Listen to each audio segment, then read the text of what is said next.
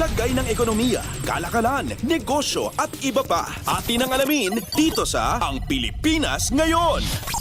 Magandang araw, narito tayong muli para sa segmentong Balitang Negosyo at Kalakalan. Kinakailangan ng kumuha ng tax clearance mula sa Bureau of Internal Revenue o BIR ang mga kontratista ng pamahalaan upang matanggap ang buong bayad para sa kanilang mga proyekto. Inilabas ng BIR ang Revenue Regulation Number 017-2024 kung saan formal na inatasan ang mga kontratistang nagtatrabaho sa pamahalaan, national government agencies, local government units, government-owned and controlled corporations at state universities and colleges na magsumite ng updated tax clearance bago ang huling bayaran ng kanilang mga kontrata.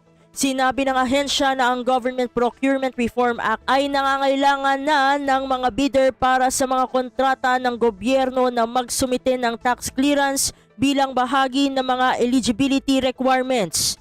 Bukod dito, ang Executive Order No. 398 ay nag-aatas na ang mga kontraktor ng gobyerno ay dapat magpakita ng buo at tamang oras ng pagbabayad ng buwis. Kinakailangan ng mga kontratista na regular na magsumite ng tax clearance mula sa BIR kasama ang mga kopya ng kanilang income at business tax returns. Lagay ng ekonomiya, kalakalan, negosyo at iba pa. Atin ang alamin dito sa Ang Pilipinas Ngayon. Samantala, naniniwala naman ang Department of Agriculture o DA na ang pag-aalis ng India ng export ban sa non-basmati rice ay maaaring makatulong upang mapahupa ang global price pressures.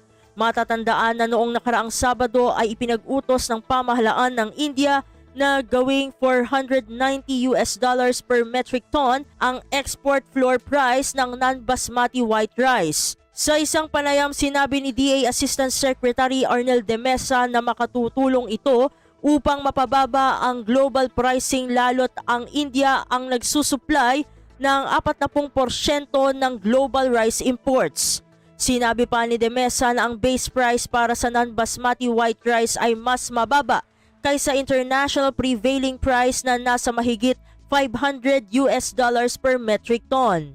Ayon naman kay Federation of Free Farmers National Manager Raul Montemayor, ang hakbang ng India ay maaaring mga hulugan ng mas mababang import prices para sa Filipino importers. Lagay ng ekonomiya, kalakalan, negosyo at iba pa. Atin ang alamin dito sa Ang Pilipinas Ngayon.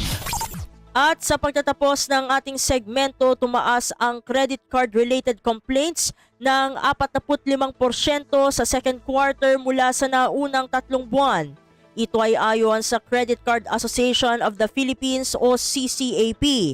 Pangunahing reklamo ang account management, interest rate, fees at charges at unauthorized online transactions. Sinabi ng CCAP na may kabuuang 4,161 credit card complaints sa second quarter na katumbas ng 23.65% ng total volume ng consumer complaints na natatanggap para sa naturang panahon.